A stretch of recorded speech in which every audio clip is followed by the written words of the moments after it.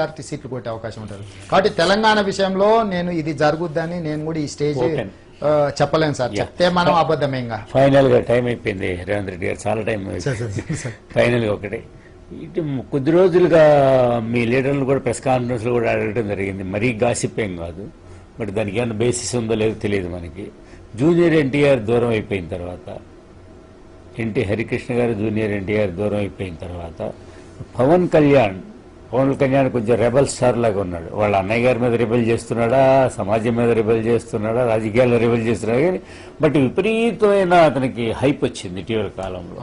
As a star కానివ్వండి, ఒక rebel, ఒక సోషల్ యాంగిల్ ఉన్న యాక్టర్ లాగా వచ్చింది. ఆయన వచ్చి టీడీపీలోకి చేరబోతున్నాడు. So Balakrishna is wooing him అనేది ఆయన తీసుకొచ్చి పెట్టాలనుకుంటున్నాడు. జూనియర్ ఎన్టీఆర్కి ప్రత్యామ్నాయం కానీ వగైరా అనేది మరీ maybe far fetched, I don't know. But Pawan Kalyan he's got terrific following. So success rate కూడా బాగుంది. ఇప్పుడు ఎలక్షన్ సక్సెస్ కూడా ఇంపార్టెంట్. సో అట్లాంటిది ఏమన్నా ఉందండి? పవన్ కళ్యాణ్ ఒపీనియన్స్ అన్నీ కూడా కొన్ని డిఫరెంట్గా ఉంటాయి. అంటే నాకు తెక్కు ఉంది కానీ దానికి లెక్క ఉంది అన్నట్టుగా ఆయన ఒపీనియన్స్ డిఫరెంట్గా ఉంటాయి. But at the same time మనకు హ్యూమన్ యాంగిల్ కనపడుతుంది ఆయనలో. డెఫినెట్ గా కొన్ని విషయాల్లో చాలా స్ట్రాంగ్ గా డిఫర్ అవుతాడు మామూలు విషయాలు. సో కాబట్టి మనం అతను టీడీపీలోకి రావడం దాంట్లో ఏమన్నా ప్రయత్నం కానీ ట్రూత్ గానీ ఉందా, వచ్చి ఇమ్మడగలడా, ఏమిటి మీకేమన్నా ఇన్ఫర్మేషన్ ఉందా? దీన్ని రెండు అంశాల కింద చూడొచ్చు సార్. ఒకటి, జూనియర్ ఎన్టీఆర్ హరికృష్ణ గారి పార్టీకి దూరం అయినట్టు ప్రజలకు కనిపిస్తుందా అనేది ఫస్ట్ తీసుకుంది సార్. అది నాకు క్లోజ్ గా తెలుసు కాబట్టి. జూనియర్ ఎన్టీఆర్ కు సంబంధం లేకుండానే ఆయన క్లోజ్ అసోసియేట్స్ ప్రవర్తన వల్ల తీసుకున్న నిర్ణయాల వల్ల, కొడాలి నాని కావచ్చు, వల్లభనేని వంశీ కావచ్చు. కొడాలి నాని అంటేనే జూనియర్, జూనియర్ అంటేనే కొడాలి నాని అన్నంత ఇంప్రెషన్ తోని జూనియర్ ఎన్టీఆర్ పట్టుబట్టి 2004, 2009 టికెట్ ఇప్పించుకోవడమే కాకుండా గెలిపించుకోవడం కూడా జరిగింది. అన్ని రకాల వ్యయ ప్రయాసాలు కోర్చి తనకు యాక్సిడెంట్ జరిగి బెడ్ మీద ఉన్నా కూడా నానిని గెలిపించాడని అప్పీల్ చేసి ఆ విజువల్ రిలీజ్ రకరకాల ప్రయత్నాలు చేశారు. నాని వేరు, జూనియర్ వేరు అని ఎవరు చూడలా. కానీ రాజకీయంకి వచ్చేవరకల్లా కొంచెం కఠినంగా కఠోరంగా ఉంటుంది అన్నట్టు జూనియర్ ఇష్టాయిష్టాలతో సంబంధం లేకుండానే కొడాలి నాని ఒక నిర్ణయం తీసుకొని ఒక పక్కకి వెళ్ళిపోయాడు. రెండవది, అది యాక్సిడెంటల్ గా జరిగిందా అనుకోని జరిగిందా మనకు తెలీదు. తెలుగుదేశం పార్టీ వర్సెస్ అంటే మేమందరం కూడా దాదాపుగా వైఎస్ఆర్ కాంగ్రెస్ పార్టీ జగన్మోహన్ రెడ్డికి వ్యతిరేకంగా మా క్యాడర్ అక్కడ ఎంతో మంది చచ్చిపోయినా కూడా, ఫ్యాక్షన్లో చనిపోయినా కూడా జగన్ రాజశేఖర రెడ్డికి వ్యతిరేకంగా పోరాటం చేస్తుంటే విజయవాడ నడిబజార్లో వంశీ వెళ్ళి జగన్ కౌగిలించుకున్నాడు. అది అనుకోకుండా జరిగిన సంఘటనే అయి ఉండొచ్చు, నాకు తెలీదు. కానీ అది ఒక రకమైన ఇంప్రెషన్ ప్రజలకు ఎట్లా పోయిందంటే, జూనియర్కు సంబంధించిన అత్యంత సన్నిహితులు జగన్మోహన్ రెడ్డికి దగ్గర అయ్యిండ్రు, చేరిపోయింది ఒక ఆయన. ఒకసారి కలిసిన ఆయన వంశీ రెండోటి. అంటే వంశీ అటు పోతాడని నేను అనుకోను, కానీ అనుకోకుండా జరిగినా కూడా ఆ సంఘటన అనేది సో ఆ కన్ఫ్యూజన్ అంతా రావడం వల్ల ఏమైపోయింది, పార్టీ హార్డ్ కోర్ లైన్ లో ఉన్న వాళ్ళు జూనియర్ కు కూడా కొంత దూరం జరిగిన మాట వాస్తవం. రెండవది, హరికృష్ణ గారు కొంచెం ఆవేశపరుడు, మనం మీకు అందరికీ తెలుసు, నాకంటే కూడా మీకు ఎక్కువ తెలుసు. వారు ఒక్కోసారి ఏదన్నా నిర్ణయం తీసుకుంటే అది కొంత ఆవేశంతో కూడుకున్నది, కొంత తొందరపాటు చర్యగా ఈ జరుగుతున్న సంఘటనల వల్ల. దాంతో ఏంటంటే వాళ్ళిద్దరూ పార్టీకి చంద్రబాబు నాయుడు గారికి దూరం చేసుకోవాలని ఎందుకుంటుందండి, దగ్గర చేసుకున్నదే ఆయన. పార్టీలో ఉండే అవకాశం పొలిట్ బ్యూరో హరికృష్ణ గారికి ఇచ్చిండ్రు, రాజ్యసభ హరికృష్ణ గారికి ఇచ్చిండ్రు, ఇంక ఇవ్వడానికి ఏముంది. జూనియర్ కు అవుట్ అండ్ అవుట్ గా పార్టీ అప్పచెప్పేసి ప్రచారం చేసిరాపో అని చెప్పిండు, వచ్చిండు. ఇప్పుడు జూనియర్ అంత సినిమా ఇండస్ట్రీని వదులుకొని వచ్చి రాజకీయాలలో ఉండడానికి ఏముంది సార్? అది టూ ఎర్లీ కదా. పొలిటికల్ గా ఆయన ఎంట్రీ అయ్యి ఒకవేళ వచ్చిండు అనుకోండి, తెలుగు యువత అధ్యక్షుడు ఇస్తాడు, ఇప్పుడు కూడా ఇబ్బంది లేదు. అసెంబ్లీ పార్లమెంట్ టికెట్ అది కూడా ఇస్తాడు, ఇబ్బంది లేదు. ఏం ఇష్యూ ఉంది? కాకపోతే ఆయన ఎంబడి ఉండే అత్యంత ముఖ్యమైన వాళ్ళు తీసుకున్న నిర్ణయాల వల్ల జూనియర్ కి కొంత పార్టీకి దూరమైన నష్టం జరిగింది. చిన్న చిన్న సంఘటనలు ఓదానికోటి తోటి బాగున్నప్పుడేమో ఏ ఇష్యూ చర్చకు రావు. కొంచెం బాగాలేదు, గ్యాప్ వచ్చింది అనుకున్నప్పుడు అన్ని విషయాలు చర్చకు వస్తాయి. కాబట్టి దాంతో జూనియర్ కొంత పార్టీకి దూరమైనట్టుగా ఉన్నాయి సార్. సరే, జరుగుతున్న సంఘటనలు కూడా కొంచెం అటు ఇటుగా అదే అభిప్రాయాన్ని కలిగించే విధంగా ఉండడం వల్ల అది జూనియర్ కూడా కొంత నష్టమైంది, పార్టీకి కూడా కొంత ఏదన్నా లాభం నష్టమో జరుగుతుండొచ్చు, మనమేం. సో ఇట్లా అట్లా జరుగుద్ది కాబట్టి అది ఆ సంఘటన. ఇక పవన్ కళ్యాణ్ విషయానికి వచ్చేవరకల్లా, ఎవరైతే చిరంజీవితో 100% కాపు కమ్యూనిటీ ర్యాలీ అయ్యిందో చిరంజీవి గారిని చూసి, చిరంజీవి గారు ఎప్పుడైతే కాంగ్రెస్ పార్టీలకు పోయిండ్రో చిరంజీవి గారు కాంగ్రెస్ పార్టీలకు పోయిన తర్వాత జగన్ ఎప్పుడైతే బయటికి పోయిండో ఈ యాంటీ కాపుస్ మొత్తం జగన్ దగ్గరికి వెళ్ళిపోయారు. ఇప్పుడు జగన్ కాంగ్రెస్ పార్టీలోకి వస్తున్నాడు అనే కానీ వరకల్లా కాపుస్కి అక్కడ స్థానం లేకుండా పోయింది కాంగ్రెస్ పార్టీలో. సో ఒరిజినల్ గా కాపుస్ పార్టీ తెలుగుదేశం పార్టీ. మీకు ఈస్ట్ గోదావరి తీసుకోండి సార్, 12-13 మంది ఎమ్మెల్యేలు ఉండేవాళ్ళు కాపులు. మీకు జ్యోతులు నెహ్రూ తీసుకోండి, ఎవరినైనా, నేను ఈ పేరు సుబ్బరాయుడు గారు, త్రిమూర్తులు, మీరు ఎవరినైనా తీసుకోండి సార్. మొత్తం లీడర్షిప్ తెలుగుదేశం పార్టీ నుంచి వచ్చారు. వాళ్ళు పార్టీకి అంతే 100% బ్లైండ్ గా పార్టీతో ర్యాలీ అయినారు. లీడర్స్ కూడా ఎమర్జ్ అయినారు. సో వాళ్ళందరూ ఏమైంది, for what ever reason Chiranjeevi గారితో పాటు కాంగ్రెస్ లోకి వెళ్ళిపోయారు. ఇప్పుడు జరుగుతున్న పరిణామాలన్నీ ఎట్లున్నాయి, జగన్ బయటకు పోయింది కాబట్టి కాంగ్రెస్ పార్టీ కాపూస్ అనుకుని వాళ్ళు ఓన్ చేసుకున్నారు. వాళ్ళు అట్లా అనుకుని అక్కడ ఉందాం అనుకున్నారు. సడన్ గా జరిగిన డెవలప్మెంట్స్ ఏంది, మళ్ళీ జగన్ వెనక్కి వస్తున్నారంటే వీళ్ళకి స్థానం లేకుండా పోతుంది రోజు. సో ఇంకా ఆంధ్రలో కాంగ్రెస్ పార్టీ నుంచి గెలవడం అనేది మర్చిపోండి. డిపాజిట్ వస్తుందా రాదా అనేది కొలబద్ది ఇప్పుడు.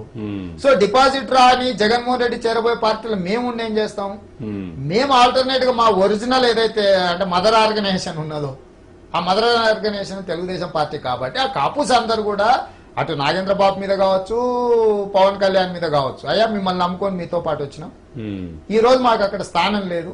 సరే చిరంజీవి గారిని అయితే వెనక్కి తేలేము, ఇందులోకి రాలేడు, ఆయన ఢిల్లీకి వెళ్ళిపోయాడు, మీరు మా రిప్రజెంటేటివ్ గా ఆర్ అదర్వైజ్ మేమందరం అటు పోతున్నాం, మేమందరం అటు పోని మాకు ఏముందో దారి చెప్పు, నువ్వు సొంతంగా బయటకు వచ్చామని పార్టీ పెడతావా, లేదంటే మనందరం కలిసి తెలుగుదేశం పార్టీలో విన్ విన్ సిచ్యువేషన్ లా బార్గెనింగ్ చేసుకొని పొలిటికల్ గా చేరాలనా అనేది చర్చ జరుగుతుందని నేను విన్న. నాకున్న మిత్రుల వాళ్ళు మాట్లాడుకుంటున్నారని. వాళ్ళు కాంక్రీట్ గా ఒక ప్రపోజల్ మా దగ్గరికి తెచ్చింది లేదు, కాంక్రీట్ గా మేము ఒక ప్రపోజల్ ఇచ్చింది. ఎమ్మెల్యేల లెవెల్లో అయితే చాలా మంది పర్సనల్ గా టచ్ లో ఉన్నారనేది తెలుస్తుంది. బట్ చిరంజీవి ఫ్యామిలీలో పవన్ కళ్యాణ్, నాగేంద్రబాబు అయితే వచ్చి చంద్రబాబు నాయుడు గారిని కలిసిపోయాడని కూడా ప్రచారంలో ఉంది. సో పవన్ కళ్యాణ్ బయటికి రాడనుకోండి, పవన్ కళ్యాణ్ రావడం అంటే ఇట్స్ పెద్ద సెన్సేషన్ అది. సార్ ఇప్పుడు పవన్ కళ్యాణ్ వస్తాడా రాడా అనేది ఒక పాయింట్ సార్. ఒకవేళ మీరు అనుకున్నట్టు నాగేంద్రబాబు గారు వీళ్ళందరూ ఇప్పుడు మేమైతే కాపూస్ ని ఓన్ చేసుకున్నాం, గతంలో చేసుకున్నాం, ఈ రోజు చేసుకుంటాం, రేపు కూడా వాళ్ళని వెల్కమ్ చేస్తాం. వాళ్ళని మేము డిజోన్ చేసేది లేదు. నేను ఈస్ట్ గోదావరి జిల్లా పోయి వచ్చిన మన సార్ విశాఖపట్నం మీటింగ్ 3 రోజులు నేను ఐ వాజ్ దేర్. అంటే అక్కడ ఉండే సినారియో కూడా వాళ్ళందరినీ కలుపుకోవాలా, మాతో పాటు పెట్టుకోవాలనేది మా కోరిక. పవన్ కళ్యాణ్ ఇట్లాంటి వాళ్ళు వస్తే తెలుగుదేశం పార్టీలో చాలా బ్రహ్మాండమైన సముచిత స్థానం ఇస్తాము. ఒకవేళ బై ఎనీ ఛాన్స్ ఆయన కెరీర్ పీక్ లో ఉంది కాబట్టి వారు వెనక ముందు ఆలోచన చేసి నాగేంద్రబాబు గారు వస్తే ఏ సీట్ పోటీ చేస్తామని ఇస్తాం.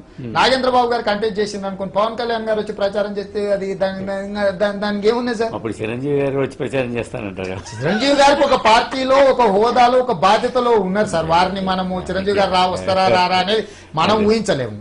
కానీ ఇక్కడ జరుగుతున్న పరిణామాలు ఆ కమ్యూనిటీ మాత్రం తెలుగుదేశం పార్టీతో ర్యాలీ అవ్వాలనేది మాత్రం చర్చ జరుగుతుంది. నెక్స్ట్ లెవెల్ అనేది వాళ్ళ ఇంటర్నల్ గా చర్చ జరుగుతుంది. అది నాగేంద్ర బాబు గారితో జరుగుతుందా, పవన్ కళ్యాణ్ తో జరుగుతుందా, వాళ్ళందరు కలిసి కూర్చొని చర్చించుకుంటుండ్రా మనకు తెలియదు. ఇది too early to say something. అంటే పవన్ కళ్యాణ్ అంతటో మా దాంట్లోకి వస్తున్నాను.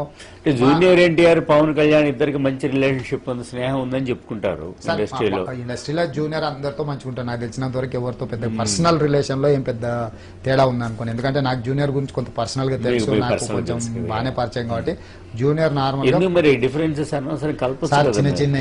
చిన్న ఇష్యూస్ ఏంటంటే ఇప్పుడు జూనియర్ ఒక యాంగిల్ ఆలోచన చేస్తాడు, పార్టీ క్యాడర్ ఇంకొక యాంగిల్ ఆలోచన చేస్తుంది. నాకు తెలిసి జూనియర్ ఎవ్రీ టైం నేను పార్టీ కోసమే పనిచేస్తా అని చెప్తున్నాడు.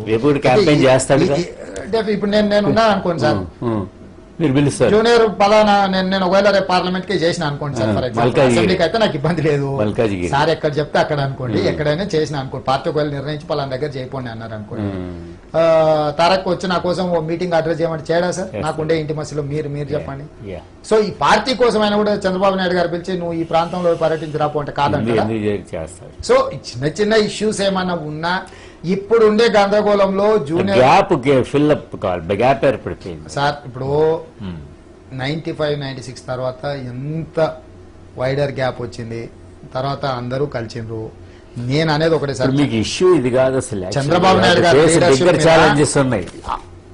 మొత్తం ఫ్యామిలీ లేనప్పుడు 99 ఎలక్షన్ లో చంద్రబాబు నాయుడు గారు వన్ సైడ్ గా గెలిచారు. టోటల్ గా ఫ్యామిలీ ఉన్న 2009 లో మేము ఏమీ గెలవలేదు.